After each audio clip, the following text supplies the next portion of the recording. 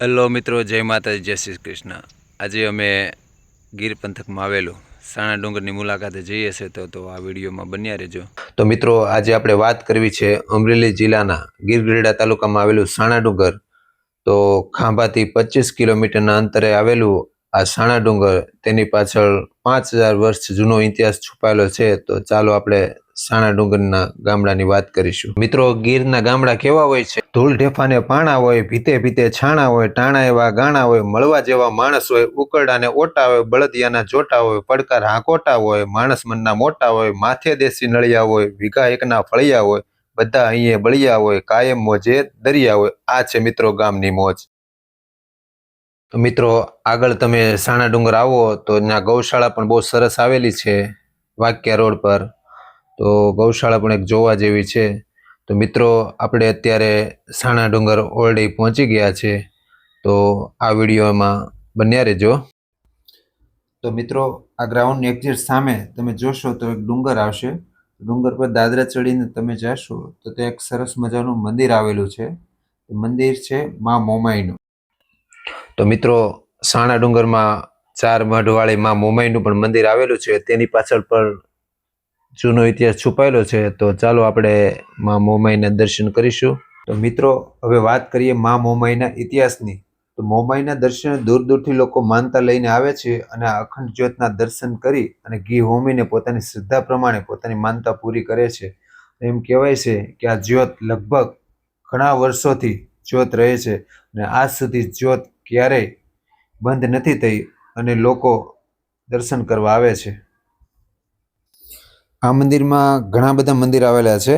રાધા કૃષ્ણનું મંદિર પણ છે, ભૂતરા દાદાની પણ દેરી છે અને આ મંદિરના દર્શન કરવા ખૂબ દૂર દૂરથી લોકો શ્રદ્ધાળુઓ પોતાની માનતા પૂરી કરવા આવે છે અને આ મોમાઈના દર્શન કરવા આવે છે।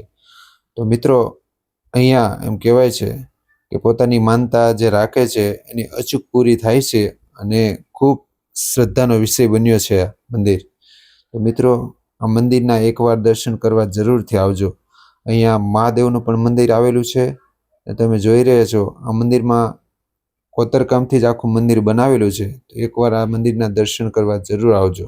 જય મા મોમાઈ।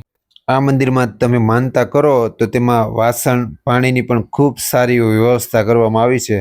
તો મિત્રો, પરિવાર સાથે એકવાર અચૂક લાભ લેજો આ મંદિરનો।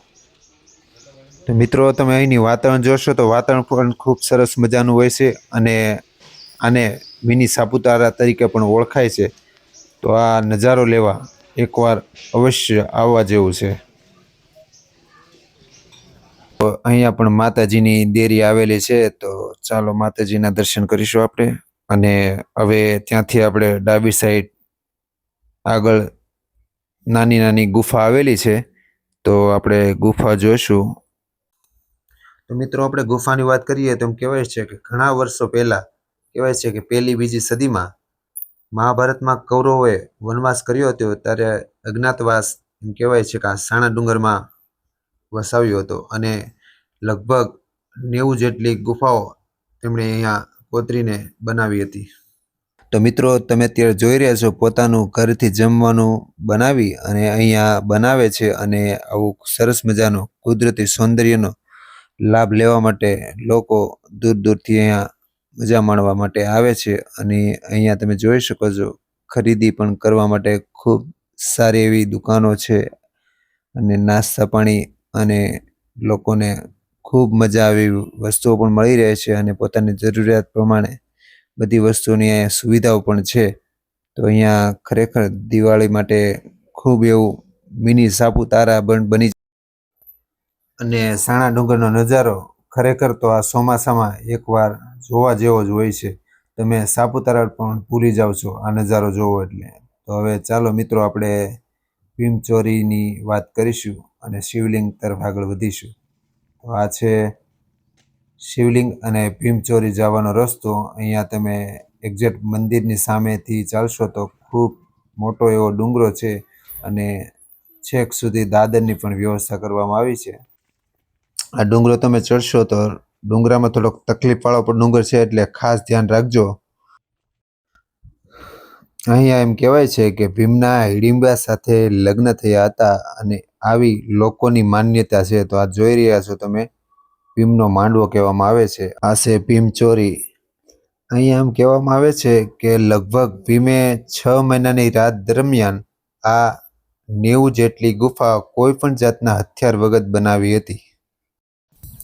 અને મિત્રો તમે આ ડુંગર ઉપરથી જોઈ રહ્યા છો, સામે તમને જે ડેમ દેખાઈ રહ્યો છે તે ખૂબ જ સરસ મજાનો તળાવ પણ છે અહીંયા.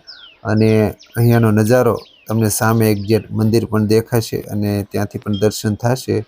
તો તમને અહીંયાનો નજારો ખૂબ મજા આવે એવો છે અને અહીંયાનું વાતાવરણ પણ ખૂબ સરસ એવું છે. ડુંગરની સામેથી તમને સામે મોમાઈમાના દર્શન પણ આખા મંદિરના થાય છે. મિત્રો આ છે હાથીખાનું. અહીંયા કોઈ પણ જાતનું હથિયાર વગર આ તમે અત્યારે જોઈ રહ્યા છો, આવું મોટું સરસ મજાનું હાથીખાનું બનાવ્યું છે અને એ પણ કોઈ પણ હથિયાર વગર.